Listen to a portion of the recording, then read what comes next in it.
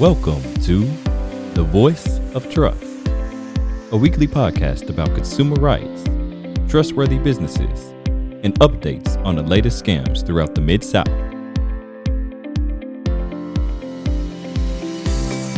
Welcome to Trustworthy Businesses. This is where we shine the spotlight on local trustworthy businesses that support the BBB mission on being the authority on trust in the marketplace. Today, our special guest is Lee Downing, owner of Aire Serv Heating and Air. Lee, welcome to our studios. Oh, nice to be here. Yeah, man, it's great having you here. Lee, I know you're a busy man and in the air and heat business. Why is my bill so high? Well, you need a more efficient system. It is a lot about efficiency, isn't it? It is. Yes, sir. You guys run a great operation, and I want to give you a second to talk a little bit about that. And then, I'd like for you to give us some tips on, lowering that utility bill and things that you see coming in the future as well. So you guys opened in 2010? Right. Yeah, and so I know you've been an accredited business for over 7 years. Your work is residential and commercial? We do mainly residential, 90% residential, 10% commercial. Mm-hmm.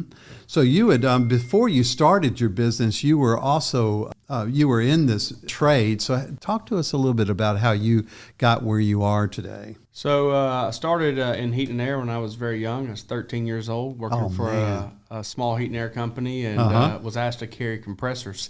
And so right after that, I started doing heat and air, picked up on it pretty quick, went to school for it. And then I worked actually for Baptist Hospital for 9 years out in Tipton County. Mm-hmm. And then I bought into the Aire Serv franchise. They were actually here in Collierville on Undercover Boss and had seen their episode. And they called me up and we talked about it and we joined the franchise. And since then, we've bought 11 Aire Servs and grown from here to Nashville. So, oh my goodness! So let's spotlight that a little bit, Lee, because man, what an accomplishment! And I know it all ends up. I read some stuff on your website. Your wife and your family is very important to you. It's a big part of that. Right. And then your employees, you guys are real close, and I know you have a CEO that's been a big part of the. Talk to me a little bit about expanding and what it's like today. Yeah, so one of the greatest things about our franchise is we have a code of values, and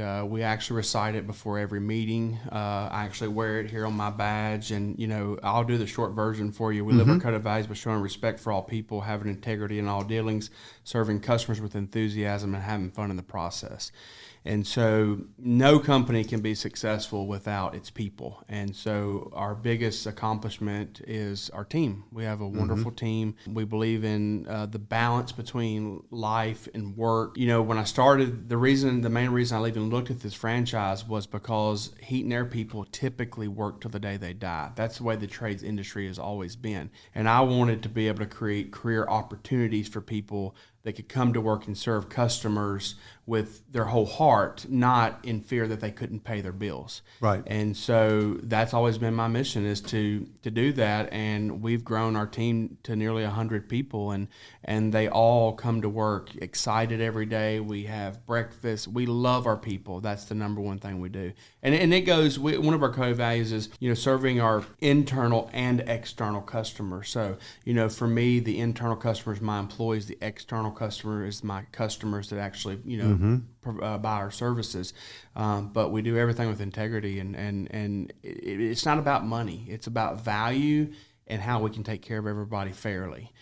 We have to make money. It's part of it. Businesses have to make money. If they don't make money, they won't. I learned a lesson from a pastor one time. We were doing a job for a church, and I wanted to give this big discount because it was church. And he said, "Man, if you keep giving discounts, you're not going to be here." He said, "And I won't have you to service us." So I learned early on in life, it's not really about the price. It's about value and serving people with enthusiasm. Oh yeah, see, that's so well said. And I was glancing at some of your reviews, and it really reflects those values that you have, and that's why we think that you align so well with the Better Business Bureau. Is about ethics, and being trustworthy. And I see, just one of the statements that was just made in July says, our review says, we've been using Aire Serv since they first started in 2010. and have always been satisfied with their work and customer service. Their technicians are very knowledgeable and always take time to explain what is wrong and what needs to be done to correct the problem. I highly recommend Aire Serv. A big thank you to Daniel and Brian, who came out this morning to make us cool again. But, that speaks volume of what you're saying. And, so it's your people in the field. And then also, they have got to be well trained. They've got to know what they're doing. So how do you, what sort of programs do you have, Lee, that, that keeps your guys on top of the marketplace? So, as a matter of fact, I was just in a training with Rude Manufacturing this morning. They're actually still at our Memphis location. We have about 35 employees there this morning being trained on the next change in the marketplace. So, everybody, we lean on our vendors. Mm-hmm. We don't buy from everybody. We're very loyal to our vendors. We're very loyal to our employees, very loyal to our customers. And we try to take something, a brand that can stand behind us. And so, that's who we invest with. And so this morning we have 35 people. There's a huge expense to training 35 people for half a day. You've got food, you've got the people getting paid, you got vehicles to get them there. I mean, it's very expensive, but it keeps us above the rest. We're talking about changes that are happening in January now. We're not waiting till January to figure this out. Right. And how it's going to affect our customers, how it's going to affect us. We train 2 days a week in every one of our locations for an hour. And I wish we had more time. But yeah, we're constantly leveraging our vendors to provide us with the best equipment.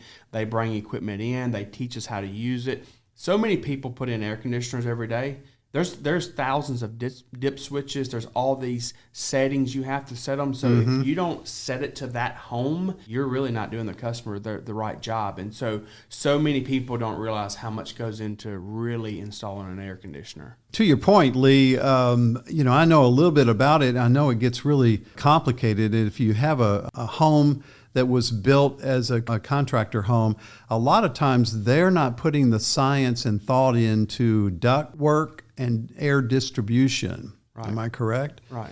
And so you have to, a lot of times you're coming in on a home, that's maybe 15, 20 years old. They've got an old system in it. And it's not just the air conditioning, right? It's the distribution. Right. Yeah. And I mean, our job is not heating and air. Our job is home comfort. I mean, we create the weather in your home. Right. So we can create humidity problems. We can create mold problems. There's all these things. And so the new standard that's coming is going to be called SEER 2. You might have heard the word SEER, which is, the gas mileage of your air conditioner, if you will. The new rating is SEER 2. And in my personal opinion, we're having to get more efficient because we're all going electric, right? We're going electric vehicles. We're going electric everything. And so how are we going to possibly charge all these cars with the grid that we already have maxed out? And that's going to be by reducing energy efficiency, incentivizing homeowners to service their air conditioners. They're a huge investment. The average air conditioner right now, I think per Google, is about $9,000 to $11,000. Why wouldn't somebody pay $13 a month or $159 a year to have it serviced twice a year and extend the life of it?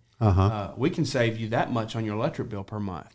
It's just education, educating the customer, and we spend a lot of time on that. And, you were talking about, I had read an article about these new ratings and things that are coming into play in 2023. If you have an old system, what is that, R2 gas? R22 gas, that's really being eliminated more and more. And so it's no longer in manufacturing. You can't use it hardly. It's hard to even buy anymore. So now we're on R410A refrigerant, which to most people is the new one. But after 2023, it's going to be phased out by 2025 because we can't meet the new energy standards that we have to meet. So is there a new gas, a new product, is there new innovation on that end? Or? So manufacturers have chosen multiple refrigerants. It's no longer going to be one. So Carrier has chosen R32 refrigerant. Ream Root has chosen R454. So every manufacturer, and also even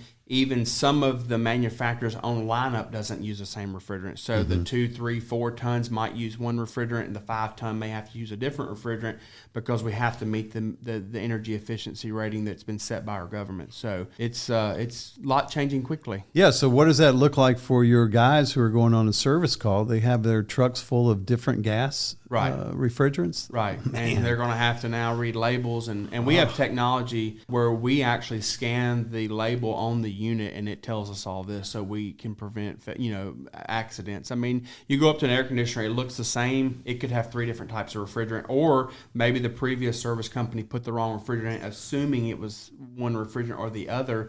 So we have to train our guys on, hey, how do you check for contamination? How do you check if somebody's put the wrong refrigerant? It's way more than just an air conditioner. And the biggest thing is, this is a lot of this is foreign to most people, but it's their electric bill. I mean, simply. I mean, I got people calling me now that their electric bill is now going $600, $700, $800 because of all this inflation, and they're like, I don't know what to do. I can't afford my electric bill. Yep. And the first thing, your heating and air system consumes 60% of your energy. So what's your tips and recommendation, Lee, for somebody, all of our utility bills are going up, but what's the easy, no-brainer thing that we should be doing? I think maintenance is the first place everybody should go to. I mean, you should maintain your and that's spring and fall. And we do a lot of our new equipment has technology built into it to tell you when it's time. We have units right now in the field that will tell a customer if their unit's dirty and you need to call your service provider. Because we clean units typically before the cooling season, trying to prepare. Well, then the cottonwood lint falls, or we go. We went 5 weeks with no rain. Yeah. Well, then you have a very dusty environment. The unit gets dirty again, and so we had to go back out and clean some units twice this year because of the drought. And so we've got technology, but I mean, the manufacturer says you need to service the air conditioner once a year. You need to service the furnace once a year. Change your filters depending on the type of filter you have. It may be 90 days every 6 months, but I would at minimum just get it serviced. It's that simple. The service spring and fall. Right. That's important. You guys do that. Right, we do that. We come out, our system's automated. You can choose to be notified by text or phone call or email. So some people don't like to be on the phone anymore. Technology's filling that role. And I mean, it's just like changing the oil in your car. I mean, you wouldn't drive your car 10 years without changing the oil because you don't want to buy a $10,000 motor. Same thing with the air conditioner. If you service your air conditioner, it's actually cheaper than servicing your car. And like I said, the national average right now is about $11,000. And air conditioning systems, what's the life expectancy? On the lower, the builder's grade, 10 to 15 years, and that's with maintenance. And then the higher end equipment, 15 to 20 years with maintenance. But the reason they last longer is because they have bells and whistles to protect themselves.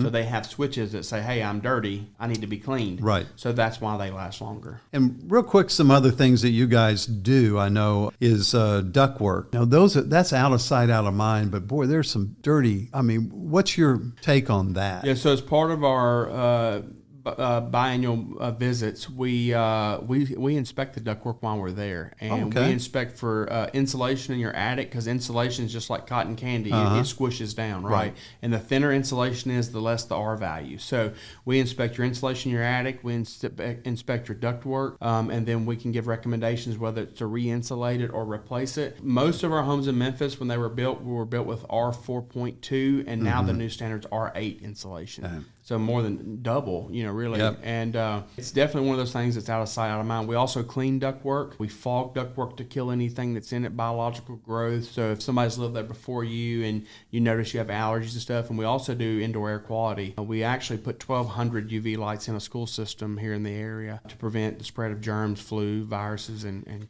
see, during COVID, we all became a little bit more aware of all those things. But I know that you probably have the ability with the new equipment and things out there to actually really air purification, like in a hospital grade. Right. All of our products are hospital grade products, and they are private labeled. We have them designed for us. They have a lifetime warranty, and they do require maintenance, like anything. A light bulb burns out, but they're great. I mean, we have lots of people with them that's had allergies and, different things that we've been able to really make their life better. And that's what I'm saying. It's way more than just heating and air. There's a lot of heat and air companies out there, but there's not very many comfort companies out there. That's a good point. And I know that a lot of times if your guys are going into the home and you've checked the ducts, you looked at the insulation, and you're going, hey, look, this is what we recommend. How do you approach and make sure you're not coming off as a sale,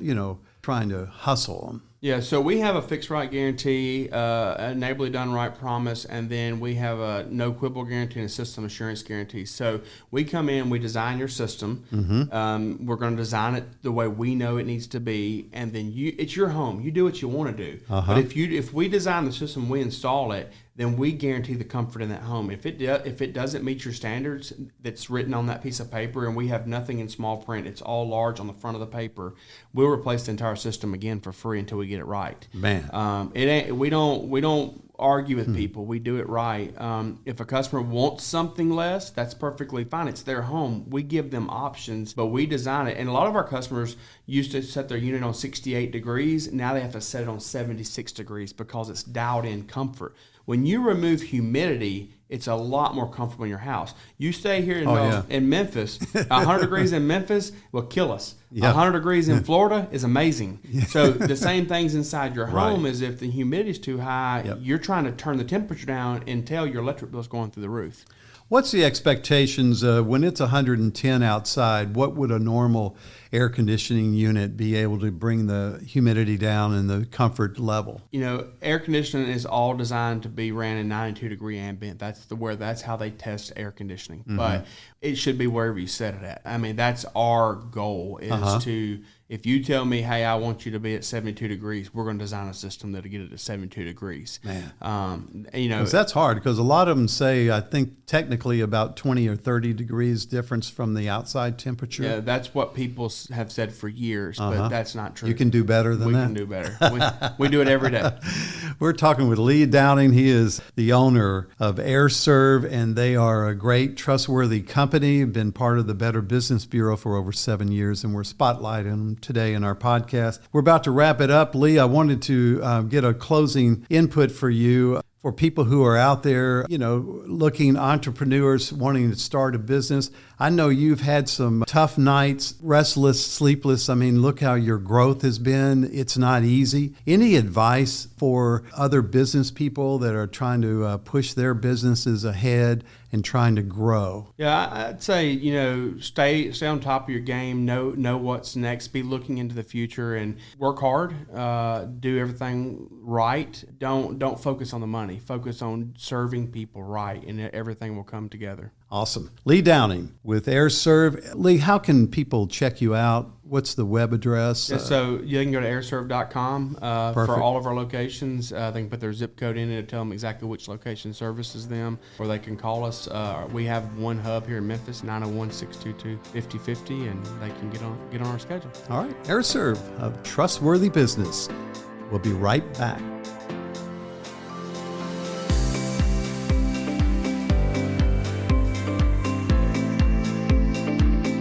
You've been listening to The Voice of Trust, a podcast produced by the Better Business Bureau of the Mid-South and recorded at the BBB Mid-South Podcast Studio in Memphis, Tennessee. Check us out at bbb.org.